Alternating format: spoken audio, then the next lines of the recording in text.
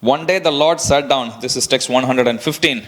One day he sits down on a corridor of Vishnu temple, and in the mood of Balaram, he says, "Bring me honey, bring me honey." So then Nitai was there. So then he brings a pot of Mother Ganga jal, Mother Ganga water, and he puts right next. Here is honey, please take it. Then Lord Chaitanya Mahaprabhu takes that and he drinks. Honey is so sweet, like that, in his ecstasy. So there is one pastime that's actually mentioned here. After drinking the water, this is 117. After drinking Ganga water. Hare Krishna. We are continuing with our Shastra study class. Om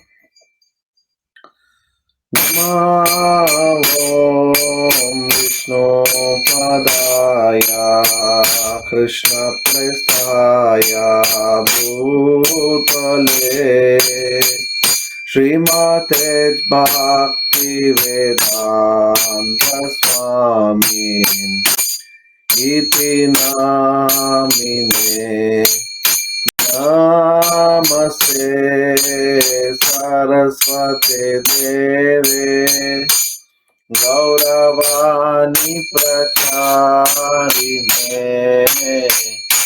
Nirvisesha Sunyavadi Pashakya Deshatarine Jaya Sri Krishna Chaitanya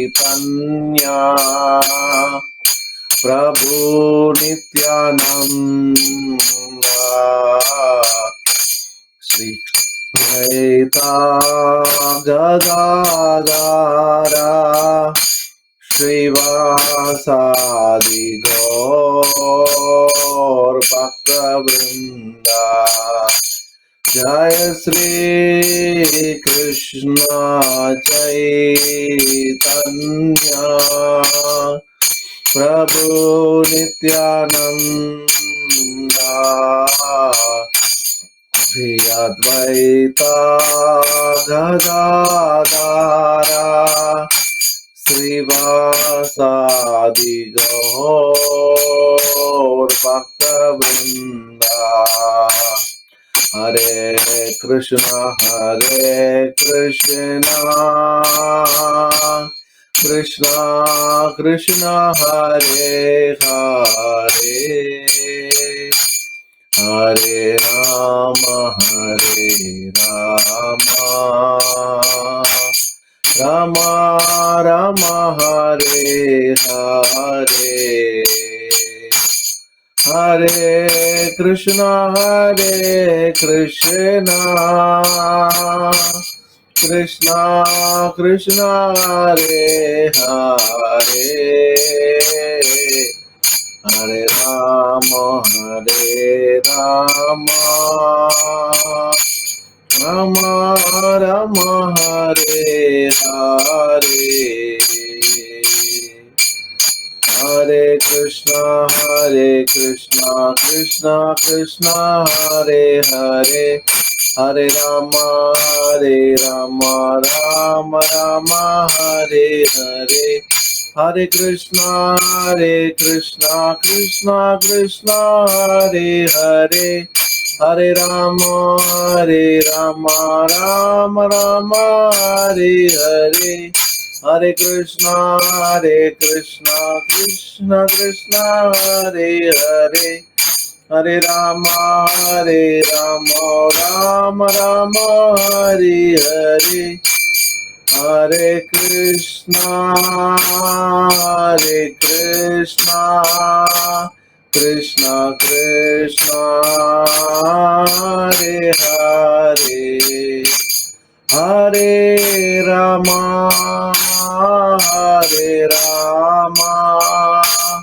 Rama Rama Hare Hare Jaya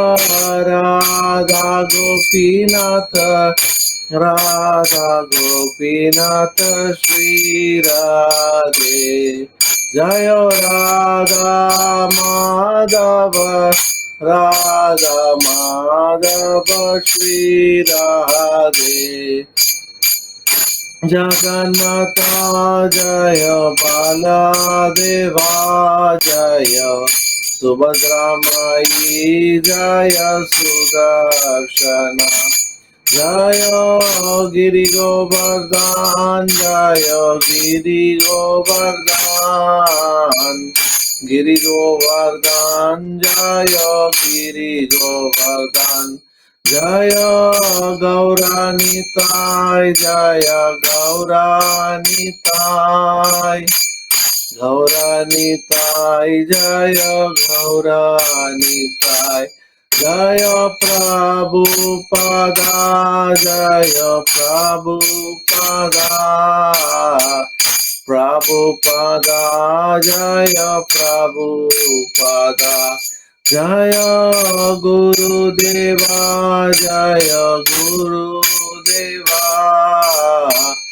Guru Deva Guru Deva Nitai Gaur Hari Bol Hari Bol Hari Bol Nitai Gaur Hari Bol Jai Jai Shri Radha Gopinath Bhagavan ki Jai Shri Jagannath Baladev Subhadra Maiya Sudarshan Chakra ki Jai Nithai Gaura Chandra ki Jai Srila Prabhupada ki Jai Srila Gurudev ki Jai Samaveda Bhakta Vrinda ki Jai Srila Prabhupada ki Jai Gaura Premanande Hari Hari Bol Om Namo Bhagavate Vasudevaya Om Namo Bhagavate Vasudevaya Om Namo Bhagavate Vasudevaya Narayanam Namaskrityam Naranchaiva Narottamam Devim Saraswatim Vyasam Tato Jayam Mudirayet Nashtaprayeshu Abhadreshu Bhagavata Sevaya Bhagavati Uttama Sloke Bhaktir Bhavati Chagi Mukam Karoti Vachalam Pangum Langayate Girim Yat Kripatamaham Vande Shri Gurum Dinatarinam Paramananda Madhavam Shri Chaitanya Ishwaram Hari Om Tat Sat. So we are continuing our chapter, but before we go there, there have been two questions that has been sent to me. I thank the devotees. One is from Rima Mataji, other one from Krishna Prabhu. So Rima Mataji's question is what is the explanation for Amsa? Because last week we were talking about Amsa. There are few ways, Amsa can, there are few meanings in Sanskrit for the word Amsa. The Amsa of the Lord's, is in a pure Sanskrit. We can take Amsa is part and parcel. Like for example, Jiva is an Amsa. Finger is an Amsa means a special character of the Lord, right? So Jiva also is sometimes considered Amsa because the special power of the Lord is bestowed. It's very similar to the Saktyavesh avatar concept, but Amsa is a little bit more in the sense it's a personal. For example, the 12 Alvars of Sri Sampradaya, they are all different Amsas of the Lord. For example, the Shankha, Chakra, the Chakra came as Tirumalizai Alvar, then is Vaijayanti Mala, Kaustuba Jal, Srivatsa mark in his chest. These all, they took birth as Alvar. So they are all considered Amsas of the Lord Vishnu who came here. So Amsa is taken both as part and parcel or a special character of the Lord. It's like, it's a Amsa. So that's the meaning of the word Amsa. And then the other question that was asked is, why was Bhishma Deva given such a mercy? Why was, for no other devotee, the Lord was personally present. But when Bhishma Deva, because our ultimate aim, ultimate test is to remember the Lord at the time of death. And for Bhishma, Krishna himself personally came and stood in front of him. So why was it? It looks like it was not even given for the Pandavas, but it was given to Bhishma Deva. So the question is why? So that's again a wonderful question. So, but let's hold on because there is a verse today. We are going to see how Bhishma passed away from this material world. and while we are discussing that chapter, then we can discuss this particular question. So now we'll go to our class.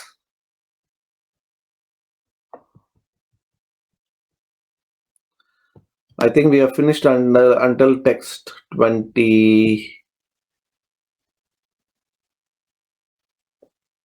Sorry.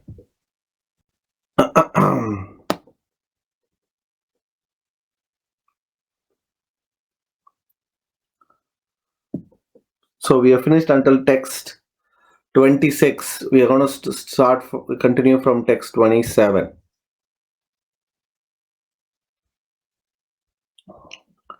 Text 27.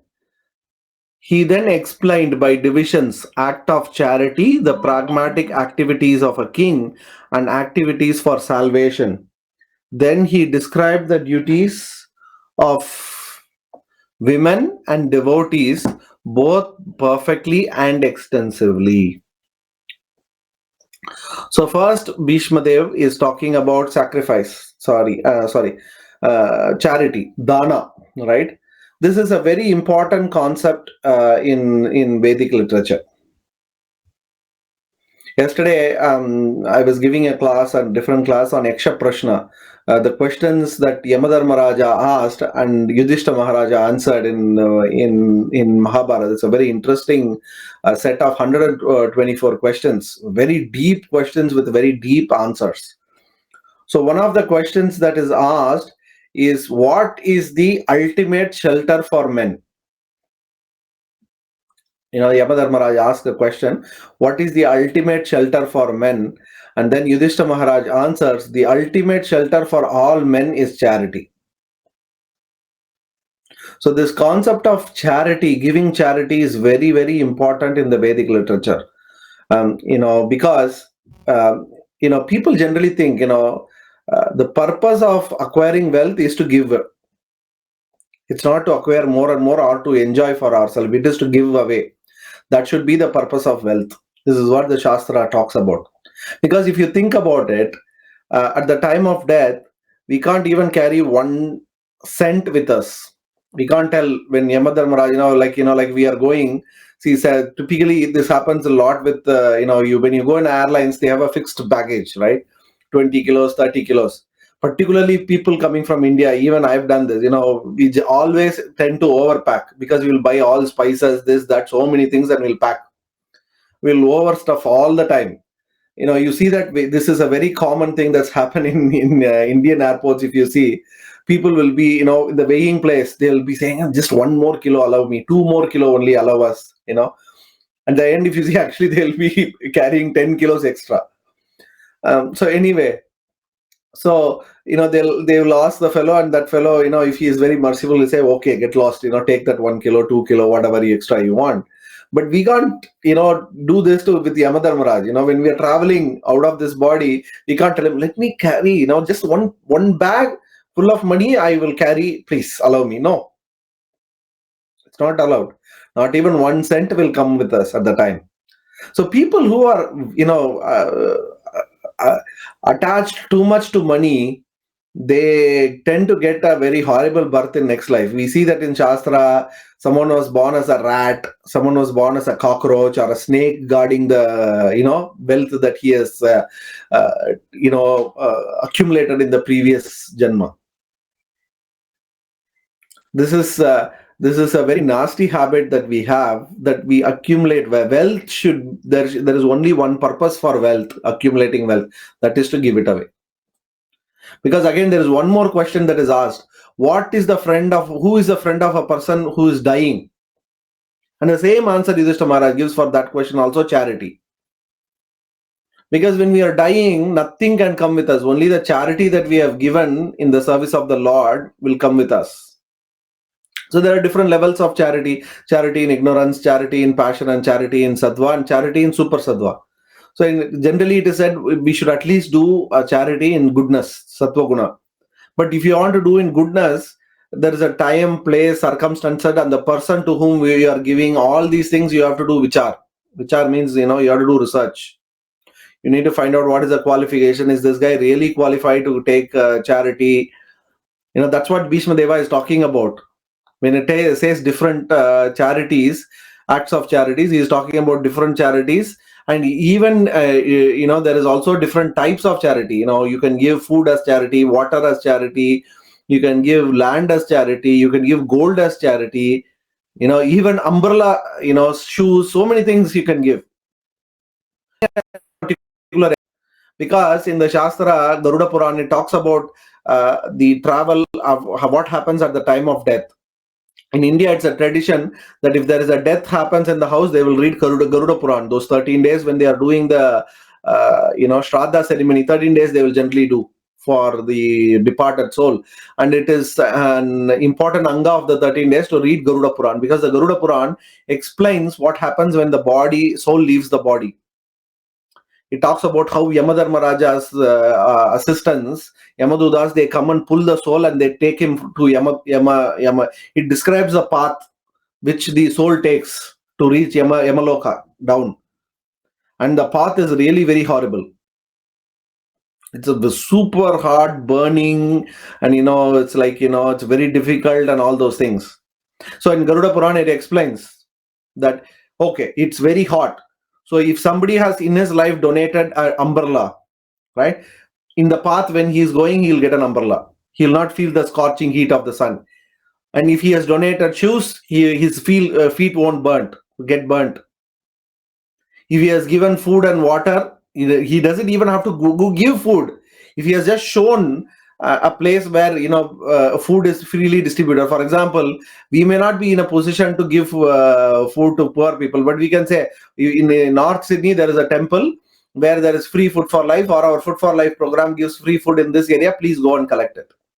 Just by saying that, we get the same benefit as giving food as charity. Shastra says. So one who has donated food and water in his life, he will not feel thirsty or this thing. And one who has given gold or land, he'll have no problems. He will cross over very happily. So like this, the results of charities are explained in Garuda Puran. And Bhishma Dev also talks about the results of different levels of charity, different kinds of charity, different ways of charity. One of the best charity is to give Gomata, cow, particularly a cow with a calf or a cow about to give birth to a calf. Both are considered very auspicious. And there is one more charity that is considered very superior: to give one's daughter as a charity to a very befitting Brahmana or a Vaishnava as a wife is considered one of the greatest of charities.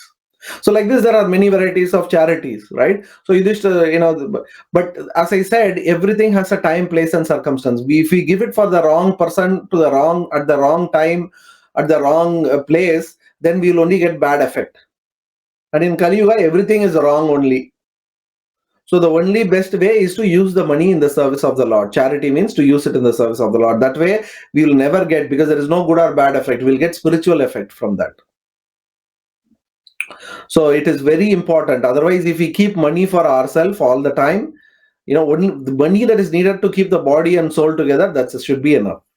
That's why if you say Rupa Goswami, 50% of his earning, he'll give in service of the Lord. Actually, Manu Samhita is more strict. Manu Samhita is strict in the sense that says it's only 1/6 is for the body.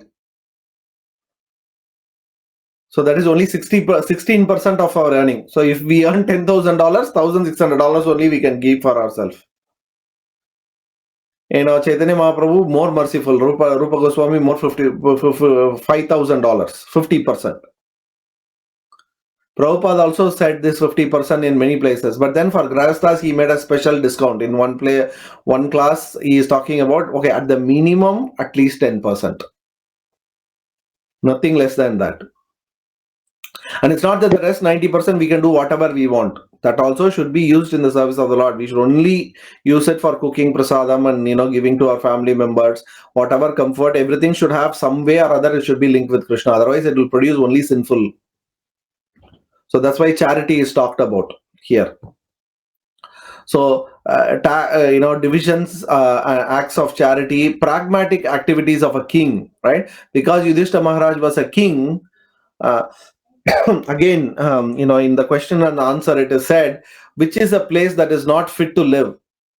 Which is the place that is not fit to live? In that, Yudhishthira Maharaj answer. So that answer comes back to him here.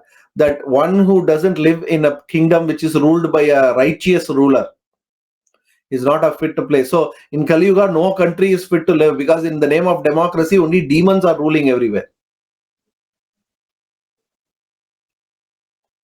Those days, the kings were very, very pious. Prabhupada in the purport writes very extensively about, the duties of the kings, how they protected their citizens, how they took care of them, not only materially, but spiritually. Both were equally important. Spiritually is more important, and materially welfare also. It's like, the body has to be there to do devotional service. So the kings, they took care of everybody. There was, the other day I was hearing, there is no concept of orphan in Vedic culture. Why? Because even for a person who doesn't have material father and mother, the Lord and his consort, they are father and mother.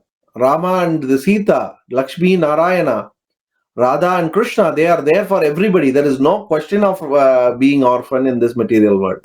So in Sanatan Dharma, there is no question of orphan.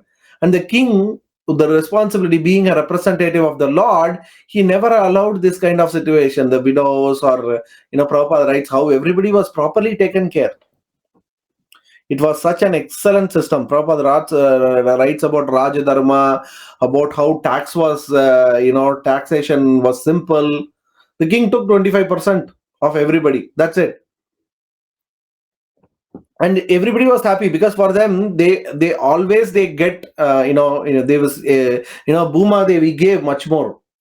So the other day I was reading, I think this was say 5 or 6 months back, I was reading an article about a farmer in India. He's a devotee, not in Gaudiya Parampara line, but in other Vaishnava Parampara. So he went back to his original method of original old way of doing agriculture. No tractor and no all these machines and fertilizers and all those things, and using through hand techniques and even water without any electrical stuff, and he did it everything in the old way. And he proved that by doing that, his yield was 12 times more than any other farmers. For example, let's say the other farmers are producing 1 ton of rice in 1 acre. His yield was 12 to 16 tons, in 1 acre of land. So, if everything is properly done, Bhuma Devi will give much, much more than what we can actually use. The point is that.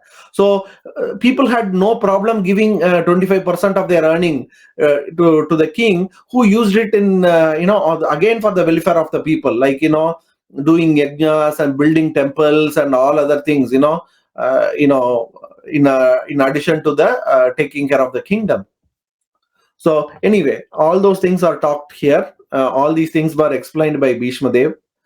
And then he was also talking about Moksha Dharma. First, he talked about Dana Dharma, Raja Dharma, and Moksha Dharma. And he also talked about activities for salvation. In addition, he also talked about Stri Dharma. See, this is very, very, very critical. Even yesterday we were talking. Stri Dharma is women is the most important part of Vedic culture. If the women doesn't remain pure, it is very difficult to to contribute to this, to become a devotee. In a family where the woman is not a devotee, the rest of the family members, it's very difficult to be a devotee. But if the women of the family is a devotee, then it is considered very easy to practice Krishna consciousness. In Sanskrit, one of the words used for wife is bharya. Bharya means one who takes the burden of the family. Why why she takes the burden of the family? Because without her, the family cannot follow dharma.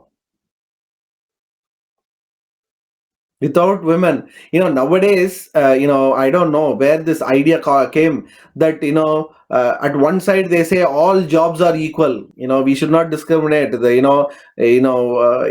job is equal, the guy who is cleaning the floor and the guy who is a CEO, both of them are equal, nobody is higher, nobody is less. But then on the other side they say, oh, cooking at home and doing service to others, this is slavery for women.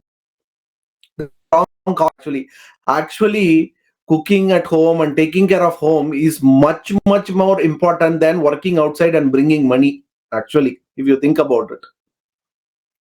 Because it is such an important job, it was given to women. That's how the Vedic literature talk. If you read Sanatana Dharma, there is nowhere women actually is considered less than men. In Sanatana Dharma, women is considered very high and very important. As I was saying the other day, Manu Samhita says a house where a woman is not happy can never achieve peace and happiness. All the women in the family, whether it is mother, whether it is wife, whether it is a daughter, should always be kept happy. I'm not saying this, Manu Samhita talks about it. Even in Mahabharata, there is a discussion, in one point, Satyabhama, who is the wife of Krishna, she takes instructions from Draupadi, because she says, how come all these 5, managing one husband is difficult. How come you are controlling all these 5 husbands? She uses the word control. Whatever Draupadi says, the Pandavas follow. She says, oh, go buy sabji and come, one will go buying sabji. We see how, she saw a golden lotus and asked Bhima, can you get this golden lotus? Then he walks all the way up to the top of Himalayas. He goes to the lake, which is owned by Kuvera himself, the king of Yakshas, treasurer. And he fights with all the Yakshas, kills them and brings the golden lotus for Draupadi. The whole war happened for Draupadi, right? So anyway, Satyabhama, this question happened far before the war. When they were in Indraprastha, at that time Draupadi says, I take care of them, so in return they take care of me. They listen to me. By taking care of them, they understand the importance, and that's why they listen to whatever I say. She says, actually, even though they think they are the king, I am the one who is actually running the kingdom. She says, I know exactly how much money is there in the treasury, how much cows we have, how many horses we have, everything I keep a track. So running a household is 1,000 times more important, more prestigious than going out and earning money. I'm not saying this, the Shastra is saying this. So it's very important. That's why Stri Dharmam is talked here. Prabhupada also writes beautiful in the purport. He says, I just wanted to read this paragraph alone. As far as the women class are concerned, they are accepted as a power of inspiration for men. As such, women are more powerful than men. Mighty Julius Caesar was controlled by Cleopatra. Such powerful women are controlled by shyness. Therefore, shyness is important for women. Once this control valve is loosened, women can create havoc in society by adultery. Adultery means production of unwanted children known as Varna Shankara who disturb the world. See, what a beautiful paragraph. For men, the power of inspiration is women. As I was saying, the same question and answer, between Yamadharmaraj and Yudhishthira Maharaj, there is a question that was asked. Who is the friend for a man given by the gods themselves? And then Yudhishthira Maharaj says, wife is the friend that is given by the god themselves. That's why we say marriages are made in heaven. Why? Because it's a devatas who give us a wonder. It's very true. And if the women, if they can follow the Stri Dharma as it is taught in the Shastra, they can control the men, and the men can also follow the path of Dharma, and then the whole society will be peaceful. So that's why Stri Dharmam is very separately mentioned here. And finally, the rules and regulations of the devotees are also talked about, because that just because somebody is a devotee doesn't mean we will do whatever that comes to our mind. Oh, it's okay, I'm a devotee, I can do whatever I want. That's nonsense. That is simply a disturbance to the society. Everything has to be done within the rules and regulations of the Shastra. So the next verse number 28.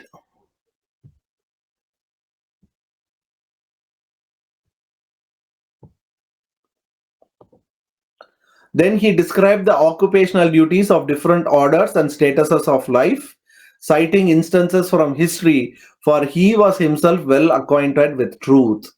Again, it's a very wonderful verse. He gives the orders of Brahmana, Kshatriya, Vaishya, Sudra, Brahmachari, Grahastha, Vanaprastha, and Sannyas. And not only he tells, but he also cites instances from history. This is very important. We cannot blindly make up rules, or even if there are some rules in the Shastra, we cannot interpret it. We can interpret it only through the lives of a devotee or a rishi. That's why Puranas are very important, because any rule cannot be interpreted just like that. It has to be interpreted by the lives of great devotees. And that's why citing from history, that's why we always tell stories. Not because, telling stories makes a class more interesting, otherwise it becomes very dry. But equally important, why we tell the instances from history is whatever we listen, these stories, they will also tell us how to apply in our life. How to apply in our life is learnt only from this, and that's why we see that. And so not only Bhishma Deva knew the rules, but he also knows corresponding history or lifetime to make it relevant for people, for the audience to understand. See, Bhishma, to one of the questions that was asked, as I was saying, is what is so special about Bhishma Deva? And you can see right out here, Bhishma Deva was a brahmachari. Throughout his life, he was brahmachari. He never married. He took a vow of brahmacharya. But you see, he is giving, and he was never a king. He never took the position of the king. These are the two what you call promises he made. He never associated with women, because he was such a strong brahmachari. But you see here, he is the one who is talking about Sri Dharma. He is the one who is talking about Raja Dharma. He is the one who is talking about how a Grahastha should live, how a Vanaprastha should live, how a Sannyasi should live. He is the one who is talking about how a Brahmana should live, how a Kshatriya should live, how a Vaishya should live. Everything. Why? That's why he is considered one of the Mahajanas. There is nothing, because Krishna says, when Yudhishthira says, I have killed so many elders, so much knowledge is lost, Krishna says, as long as Bhishma Deva is left alive, nothing is lost. There is nothing that is not known by Bhishma Deva. He is such a great soul. That's why of the 12 Mahajanas, Bhishma Deva is there. He is not even among devotees, he is very special. Why? Because he knew perfectly. He was not only, he was an acharya. Acharya means two things should be there. Achar and prachar. He should follow and he should preach. Why Bhishma Deva is very special? He not only followed, but he preached as well. He taught everybody how to lead the life, what rules to follow, how to become a devotee. So he was a perfect acharya.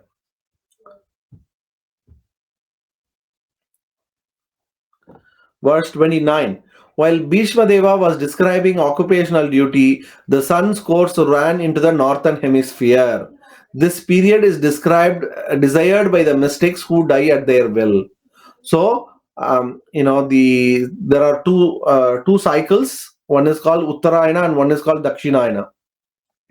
When the sun runs on the northern horizon, it's called Uttarayana. When it runs on the southern horizon, it's called Dakshinayana. And as you know, in Bhagavad Gita, also Krishna talks, I think, 8th chapter. He talks about the time at which a yogi should die. That Uttarayana, he goes back home and he never returns here. If he leaves his body on Dakshinayana, then he has to go to heavenly planets or the planet of moon, and then he has to take birth again. So Bhishma Deva was waiting because he wanted to set a perfect example, not only for devotees, but for everybody. Devotee means he belongs to the whole world.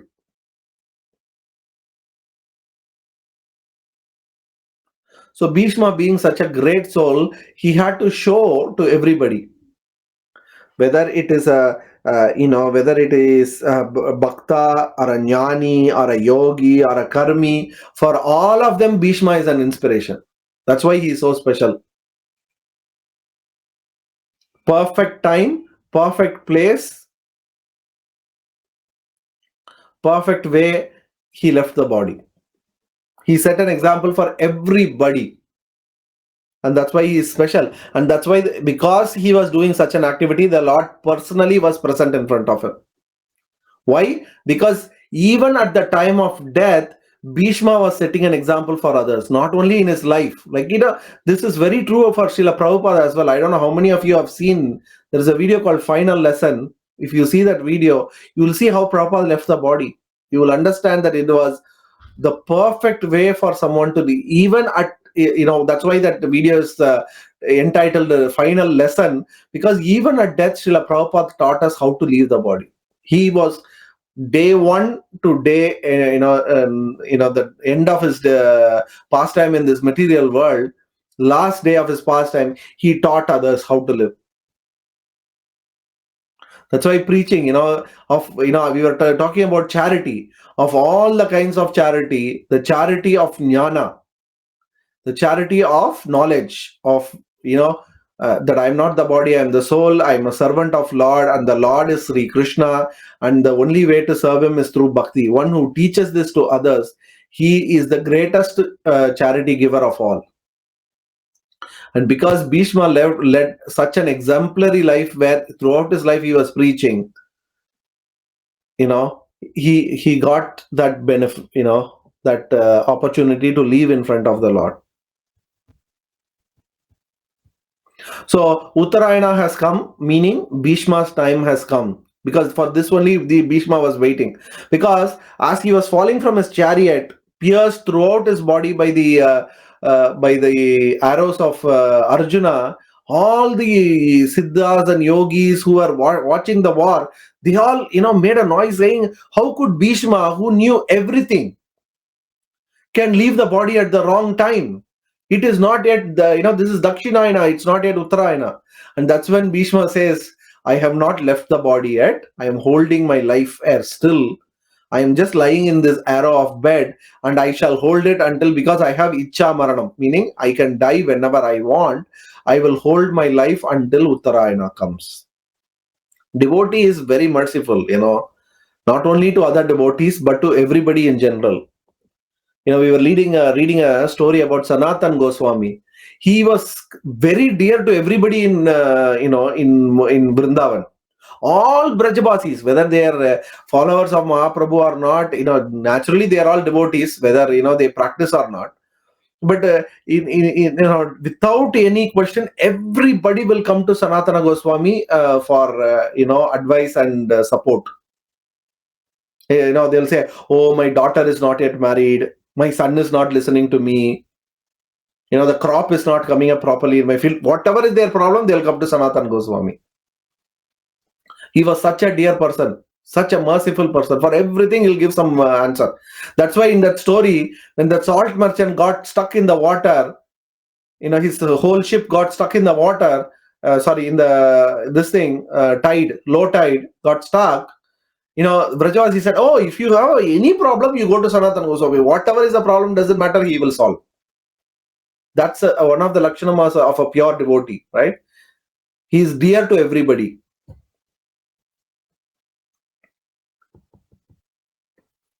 Then the next verse. Thereupon, verse number 30.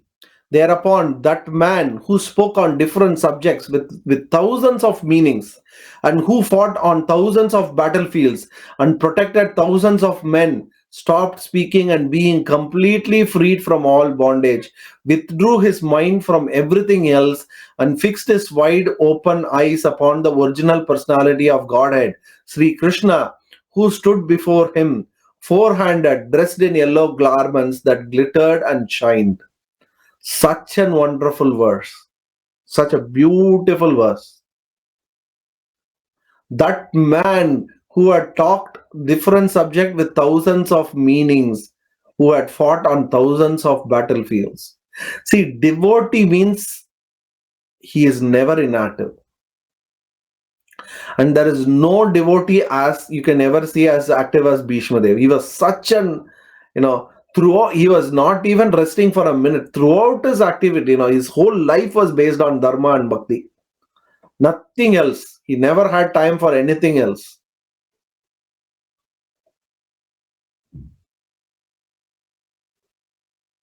He was such a perfect personality, right? And he fought on thousands of battlefields. That just because he was a devotee doesn't mean that he went and he lived in a mutt and he didn't do any activity. He was such a great warrior. He was always engaged in dharma, always engaged in activities that are favorable to Krishna. He was such an active person. Such an active person. All the time engaged in service.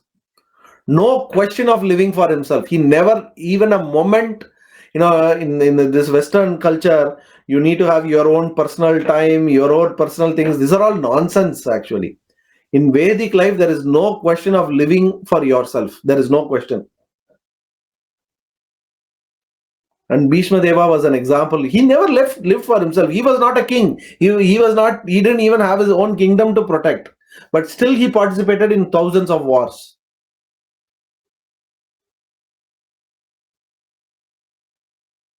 That shows the quality of a devotee.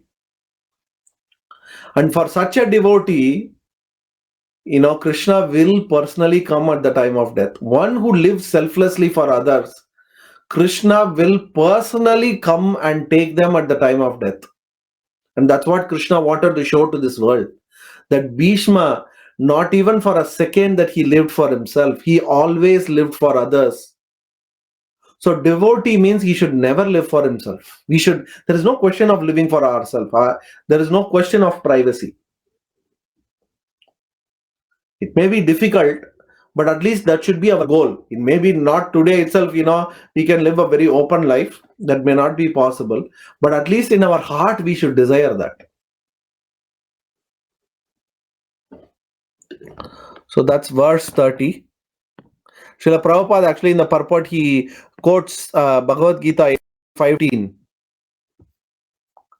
It's a wonderful, all the verses he quotes here. Very wonderful, how at the time of death, one who thinks of Krishna will never return to this place of Dukkha Alayama Sashvatam. It's from the 8th chapter, 5th to 15th sloka he quotes. 31. By pure meditation, looking at Lord Sri Krishna, he at once was freed from all material inauspiciousness and was relieved of all bodily pains caused by the arrow wounds. Thus, all external activities of his senses at once stopped, and he prayed transcendently to the controller of all living beings while quitting his material body. So, as his time of death came near to him, he started looking at the Lord, completely thinking of him in his heart. Krishna has already taken away all the pains, bodily pains that were caused by the arrowly bones. See, this is the mercy of the Lord. There is no one as merciful as the Lord in the entire universe. Mahavadanyaya. Generally, disease and death is very painful. Particularly death, in one of the other slokams in Bhagavatam, it talks, the death is so painful, it will be like, thousands of scorpions biting us at the same time. One scorpion bite itself is very painful. Thousands of scorpions biting is very, very, very painful. But for a devotee, it is not like that. For a devotee, it's a pleasant experience because the Lord is personally present to make sure that that kind of pain is not there for us. And you see, Bhishma Deva, he was wounded by thousands of arrows of Arjuna, not an ordinary person. Arjuna's arrows, they are very, very powerful. Arjuna, he fought with Lord Mahadeva, Shankara himself. Such a strong person. His body is very strong. Like we saw last week, he can shoot an arrow miles away. It said that when Jayadratha was running after trying to insult Draupadi, from 2 miles away, Arjuna hit an arrow and, broke his chariot and killed his horses. Such a great... Think about it. If somebody can, shoot an arrow 2 miles away, and with that arrow, he can break one whole chariot, how powerful each one of his arrows should be. And thousands of such arrows were piercing the body of Bhishma Dev. And Krishna made sure that he didn't feel the pain from such things.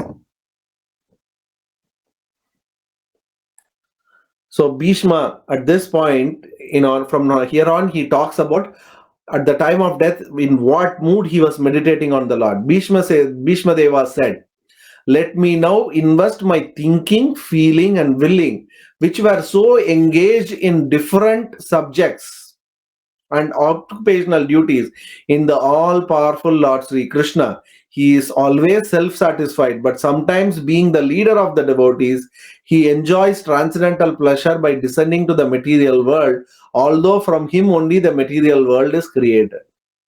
What a beautiful verse. Now Bhishma Deva is talking. Matihi means mind, right? Mind has only 3 functions. What is the 3 functions mind has? Thinking, feeling, and willing. And Bhishma wants to invest all 3, in Krishna. He wants to think about Krishna, and when he's thinking about Krishna, he wants to feel the happiness derived from thinking of Krishna and serving Krishna, and he's willing. Any desire that he may have, let it be Krishna.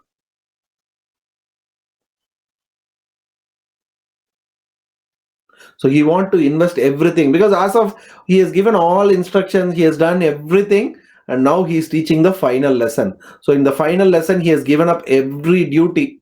I was talking about different duties: Sri Dharma, Raja Dharma, Brahmana Dharma, Vaishya Dharma, Kshatriya Dharma. All of this have to be given up at the time of death, because these are all dharmas based on body. So at the time of death, when we are about to give up the body, there is only one dharma exists, that is paro dharma.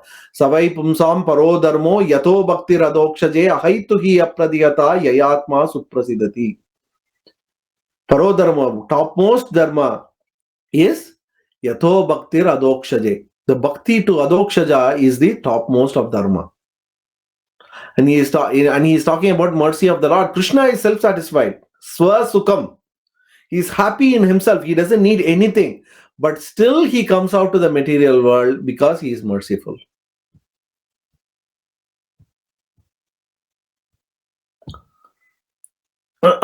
Text 33. As Krishna is the intimate friend of Arjuna, he appeared on this earth in his transcendental body, which resembles the bluish color of Tamala tree. We have heard of... okay, let me finish this. His body attracts everyone in the 3 planetary system, upper, middle, and lower. May his glittering yellow dress and his lotus face covered with the paintings of sandalwood pulp be the object of my attraction, and may I not desire fruitive results. So now he is going to the next level. First, he was relating Krishna to the material world, as the creator of the material world, how he comes to the material world to save the jivas. Now he is taking it to a more intimate level, right? He is calling Krishna as Vijaya Sakha. Vijaya means, one of the names of Arjuna is Vijaya, meaning he is a conqueror of everybody. He even conquered Lord Krishna by his bhakti, right? So he, that's a point that, Bhishma Deva is trying to remember, that the Lord is Aja. He is unconquerable, but still he gets conquered by his devotees. Yashoda Mata was so easily able to bind Krishna. And he is talking about Tamal tree. In Vrindavan, generally, if there is a Tamal tree, it is considered as a manifestation of Krishna himself. That's why Prabhupada gave that famous name Tamal Krishna Maharaj for Tamal Krishna Maharaj. It's a wonderful. Anywhere Tamal tree is there, it is actually non-different from Krishna, particularly in Vrindavan. So he's looking at the beautiful body of Krishna with a yellow garment, Pitambaram, right? And he's thinking, seeing the lotus, face, and he is remembering Krishna as the one who is conquered by his devotees. That's the love the Lord has for his devotees. And he is also desiring, let no other impurities like the fruitive results. I want this, that, let all these things, let it go away. Let it be not in my heart. Even though he is a pure devotee, still he is asking for that. Our prayer should be very extra. We should not think, I don't have any desire, so I should not ask.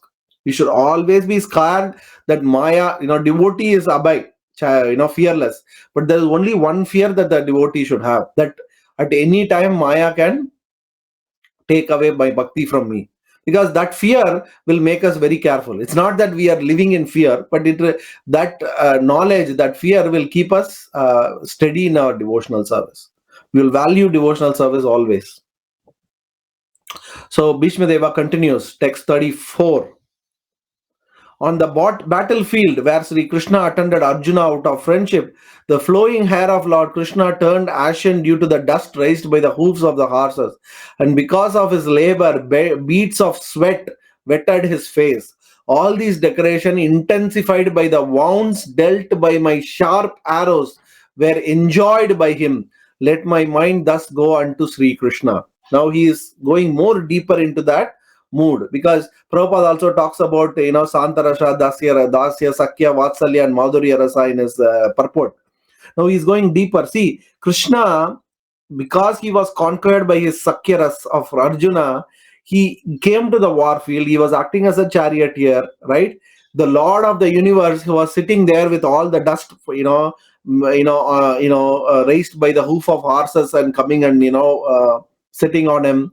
There was sweat coming from his face because he was doing so much hard physical work, and everywhere arrows was hitting him. Particularly Bhishma was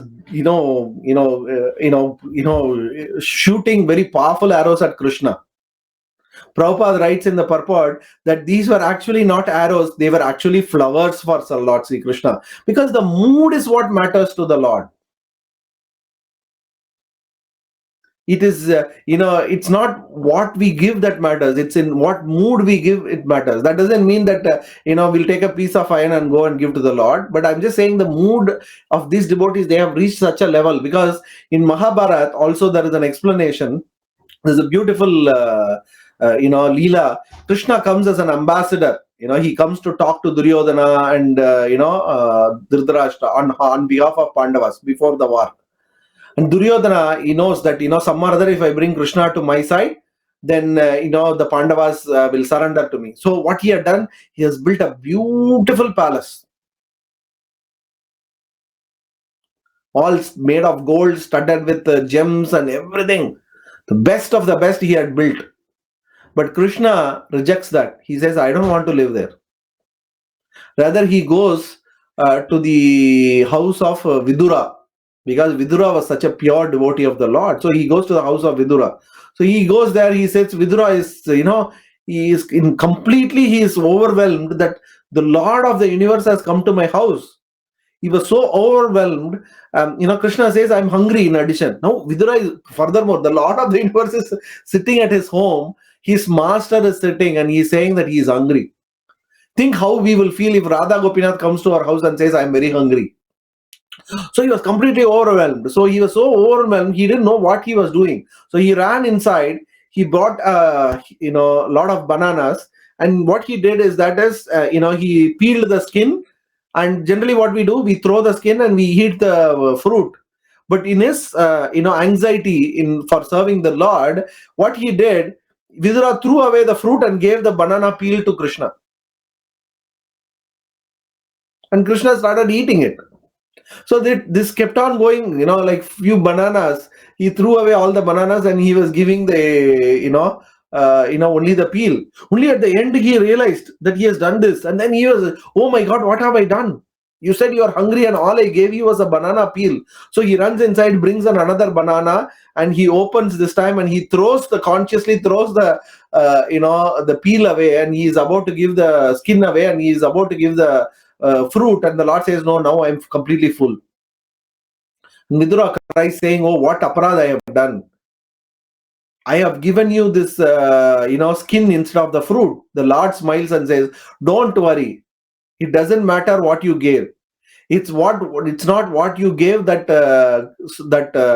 quenched my hunger, but fulfilled my tummy. But it's your love you are so overwhelmed by my arrival to your house because of your love, because of that anxiety that was born out of your love, that you need to serve me. That love, that anxiety out of that love, that is what fulfilled me. Now I'm completely filled with your love. So the same way, when Bhishma, he had so much love because he was a Kshatriya, he was engaging with Krishna in that mood. Prabhupada in the next purport, he writes beautifully that it's the arrows cannot pierce the Lord. It cannot even pierce the soul, right? So how can it pierce the Paramatma, who is the, completely spiritual person?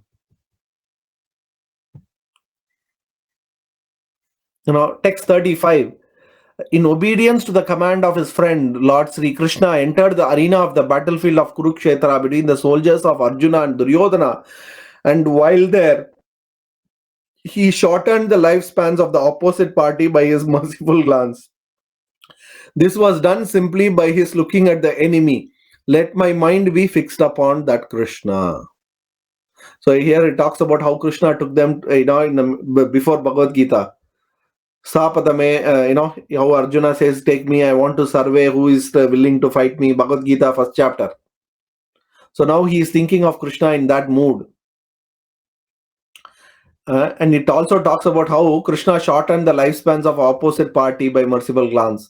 There is also one more story in Mahabharata where at the end of Mahabharata they go. There was this son of Arjuna. His name was Babruvahana. A very powerful warrior. He was a very powerful warrior. It is said that he had one weapon which is very powerful and which can destroy millions of opposite side. There is no counter weapon which was given to him by my spiritual master. But there was one condition that his spiritual master has given him. You can fight only on the side which is weak. So when the war started, because he was Arjuna's son, he came to the Pandavas and said, I'll fight for you. Plus, Duryodhana had 11 Akshahuni soldiers, whereas Pandavas had only 7 Akshahuni of soldiers. So this was, technically it was the weaker side. Right? So he came to this side and then said, I'll fight for you. Now, the Pandavas were in soup because they thought, it's okay, he will fight for us in one day. The first day, he will finish off more than half, or, almost he will finish off all the opposite warriors. And the next day, he will go to that side and he will finish off our side also, because he had to go to the weaker side, right? So they were thinking what to do. And then they went to Krishna. And then Krishna, he thought about and he said, okay. Then he went to Babruvahana and said, you want to, fight on behalf of the Pandavas? Yes. Are you ready to do anything? Yes. As a commander, whatever the commander says, I'll follow. Military rule. Then say, we are going to do a yajna. In this yajna, we have to give a human sacrifice. We want to, can you be the sacrifice? And then Babruvahana says, okay. So they cut his head off. But still, because he was engaged in the service of the Lord, he was still alive. So he requested the Lord, keep my head on the top of the hill. From there, I will observe the whole war. So he was observing the whole war. So at the end of 18th day, there was a discussion who killed many people. Whether it was Bhishma or Arjuna or who was the one who killed. So then, as they were discussing this, Krishna says, let's go and ask Babruvahana, because he has seen the whole thing. So they all go there and ask, who was the most victorious, the most powerful in this war? And then Babruvahana laughs and he says, what are you talking about? I didn't see any of you engage in any warfare. There was only one person who was killing on both the sides, and it was Krishna only. It was only Krishna who was, with his power, he was killing people on both the sides in the war. So it was only Krishna who was acting. And when, that's when they realize that, and that's what Bhishma also says, that he was the one who shortened the lifespan of opposite party by his merciful glance.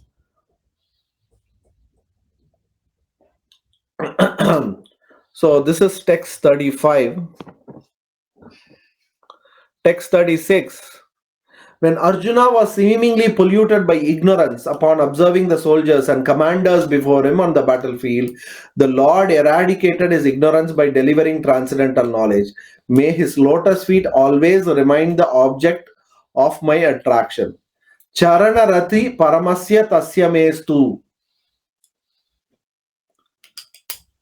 Right? So Bhishma Deva is thinking of Krishna, who was giving instruction to Arjuna, the one who is the speaker of Bhagavad Gita.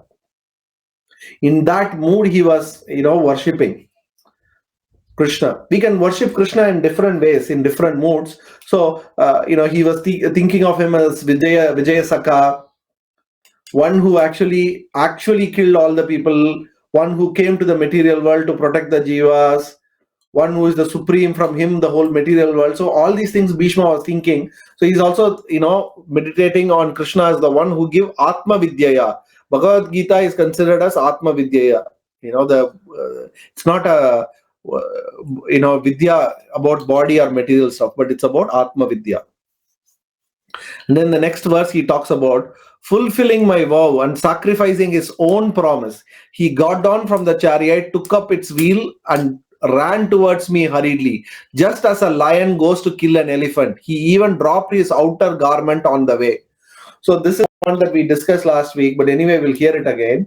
So there was this, I think it's the 6th or 7th day of the war, where Bhishma, was furious, because the previous day Duryodhana came and told him, you are very merciful to the Pandavas. You are a great warriors. Because they are your grandsons, you are not fighting fair on my side. So Bhishma, next day, he put his full effort and he was annihilating the army left and right. Particularly, he was very hard on, Krishna and Arjuna, because Krishna has made a promise before the war that I will not take up any weapon in this war. I will only act as a Saradi, or in the role of an advisor, or, in a role where I won't fight. I will not personally take a weapon and fight. When Bhishma heard it, he made a counter promise saying, I take a vow that I will make Krishna take a weapon. See, because it's not that he is inimical towards the Lord, because it's a mood in which they engage. Different devotees approach the Lord in different mood. So being a Kshatriya, Bhishma had this mood.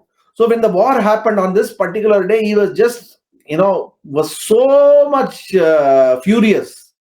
He was putting all his effort in fighting Arjuna and Krishna.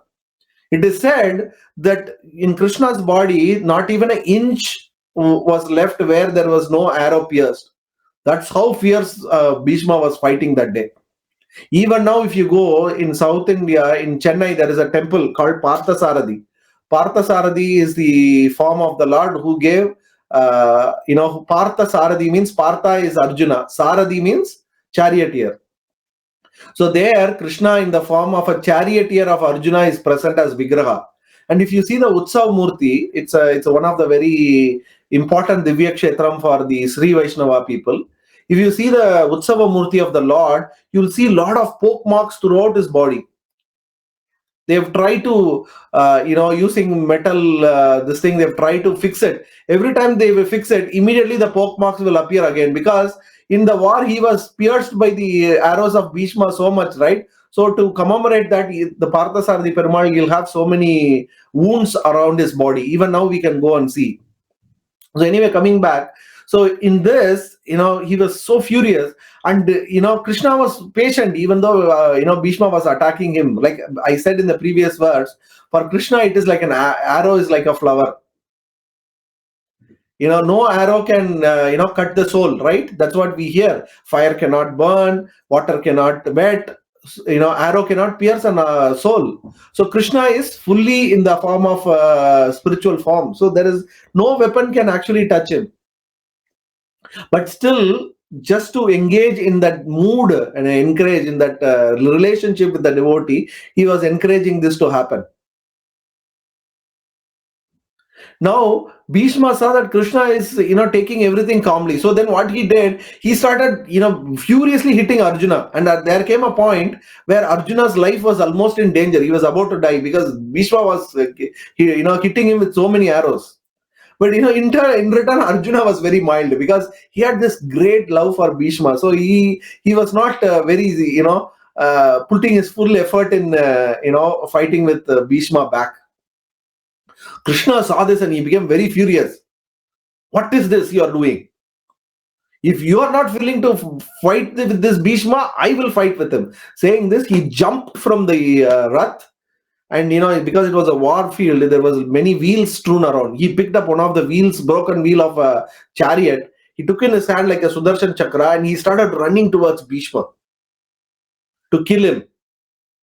And at that point, Bhishma, he dropped his arrow and bow. And then he held his hand like this. And he said, I have been waiting for this moment in my life. To be, to fight with Krishna and to be hit by a weapon by him. It was such a wonderful scene. And then, he was, Krishna was running, that's what he says. Here, just as a lion goes to kill an elephant, Krishna was like a lion, Narasingha. He was coming, rushing towards Bhishma. And then Arjuna, he had to come and he had to hold Krishna's lotus feet and beg him. And Krishna was dragging Arjuna along with him. He was running so powerfully. And then, Arjuna has to remind him, no. You have made a promise that you will not take part in this war.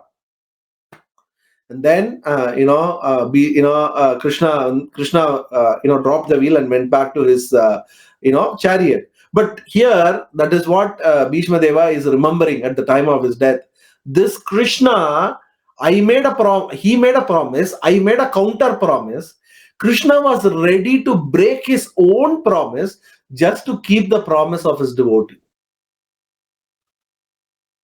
That's how wonderful Krishna is. So in that mood, he is worshipping Krishna. And then we go to 38. May he, Lord Sri Krishna, the personality of Godhead, who awards salvation, be my ultimate destination. On the battlefield, he charged me as if hungry because of the wounds dealt by my sharp arrows. His shield was scattered and his body was smeared with blood due to wounds. So again, it's the same mood Bhishma Deva is relishing. Prabhupada writes, the all spiritual body cannot be wounded and a devotee cannot become the enemy of the Lord. Had it been so, Bhishma Deva would not have desired to have the very same Lord as the ultimate destination of his life. Bhishma Deva been, Bhishma also didn't think of Krishna as an enemy, and Krishna also didn't think of Bhishma as an enemy. Had Bhishma Deva been an enemy of the Lord Krishna could have annihilated him without even moving. There was no need to come between Bhishma Deva with blood and wounds. He did so because the warrior devotee wanted to see the transcendental beauty of the Lord decorated with a wounds created by a pure devotee. This is the way of exchanging transcendental rasa or relationship between the Lord and the servitor. By such dealings, both the Lord and the devotee become glorified in their respective positions. Prabhupada's purport is so beautiful. He's saying, Krishna is responding to the mood. We want to decorate the Lord with flowers. Bhishma Deva wanted to decorate Krishna with wounds, with his arrows, as a Kshatriya. And Krishna is responding to that desire.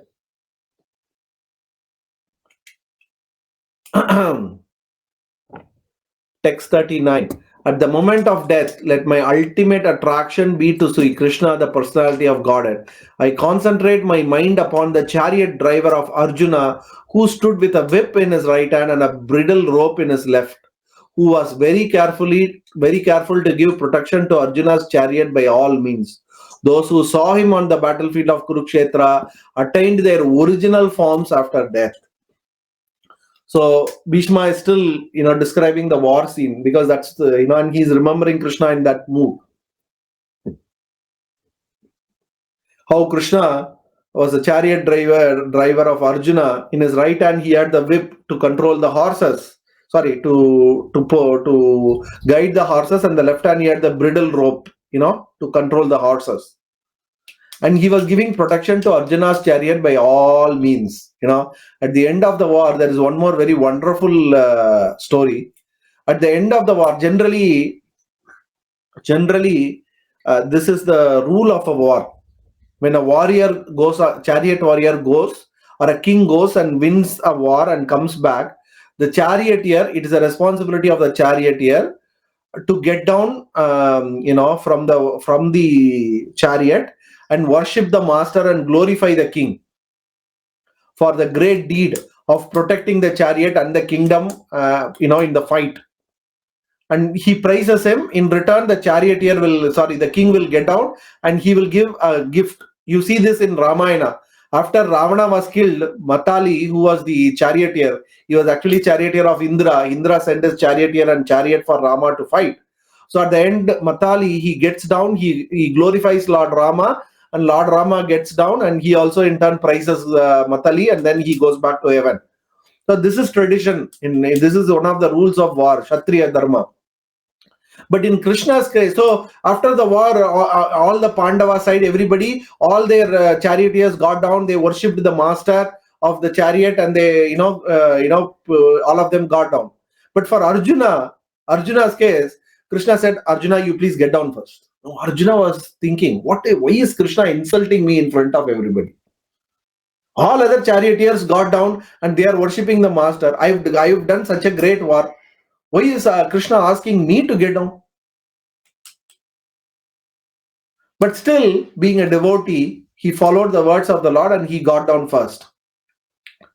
And then, Krishna jumped from that. And then immediately Arjuna asked this question, why did you do this to me? And then Krishna says, look at your chariot. And then Arjuna turns, the whole chariot is in flames. It burns and becomes into ash. And then Krishna says, in this war, they were such great powerful warriors on the other side, and they sent very, very powerful astras against your chariot and you. And because I, the Supreme Personality of Godhead, was personally sitting in the front, those weapons were just, they couldn't enter and, burn you and the chariot to ashes. The moment I get down, and you are alone in the chariot, those weapons are still there, the effects are still there, they will burn you. That's why I asked you to get down first. And then immediately Arjuna surrenders and praises the Lord. So that's, you see here also he's saying, he was so careful to protect, Prabhupada in many places writes, there is one thing that we can be very sure about is the Lord always gives personal protection to the devotees. In one of the Sri Vaishnava, one of the Acharyas, he says, if you see, if you go to any South Indian temple, you'll see Vishnu, right? Lying in the Ananta Sesha and sleeping. But you will see one thing, even while sleeping, he'll have Shankha, Chakra, Gada and Padma, all four will be there with him. So then, somebody asked his Acharya this question, why is the Lord sleeping with all his weapons? Generally, when we go to in the night, we'll keep all the things away, dress in pyjamas, and, comfortable cloth and go to sleep. Whereas here, Krishna is sleeping with all his weapons. And then the Acharya answered, the reason is he is Bhakta Vatsala. The only duty that Krishna wants to do all the time is to protect his devotees. So even when he's sleeping, if something happens to his devotees and he has to protect, he doesn't have time to get up, pick up all the weapons and run. He doesn't want to waste time. He wants to run immediately. As soon as the devotee calls, get up and go directly. That's why even while sleeping, he's holding the weapons with him. See how beautifully, Krishna is protecting Arjuna all the time. Krishna will give personal protection to each one of his devotees. And that's why Yamadharmaraj also tells to his, Yamadutas, see, the whole world is under my jurisdiction, but only devotees, they are directly under the jurisdiction of Krishna. They are directly under his control, don't go near them. Krishna gives personal protection to the devotees. That's one of the beautiful characters, or that is this main job actually. Krishna doesn't relish anything other than protecting his devotees all the time. And, that is in that mood, Bhishma is worshipping him as a protector of Arjuna, and he is also saying those who saw him on the battlefield of Kurukshetra attained the original form after death. Not only Bhishma Dev, everyone who died in the war field in front of Krishna, they all attained their original forms after death. So such is the mercy of the Lord. It doesn't matter whether one thinks Krishna is an enemy or a friend. Both of them will achieve glorious destination if some way or other they relate to the Lord. But in terms of the destination, there will be some difference, but both will achieve supreme destination. One may be Santaras, one may be in the Brahma Jyoti, the other may go serve in the Golak Vrindavan, but all of them will get out of this material world. But what you get will depend on the mood, but definitely you will also achieve liberation out of this material world. So that is verse number 39. I was thinking of finishing this chapter today, but I don't think so. We have time today. We have already talked for 1 hour 15 minutes already. Thank you all devotees who attended the class. So we will continue our class next week. Again, if you have any questions, please send it to my mobile 0414018739. And we have heard so many glories of Bhishma Deva and how glorious preacher he was, and the reason that the Lord personally was present. I hope I have answered that question also. So we'll continue our lesson in Bhagavatam next week. Probably we'll finish this chapter and we'll start the new chapter as well next week. So with this, we'll finish the class here. Vrindaraj Srimad Bhagavatam ki jai, Srila Prabhupada ki jai, Srila Gurudev ki jai. Gaura Premanande Hari Hari Bol.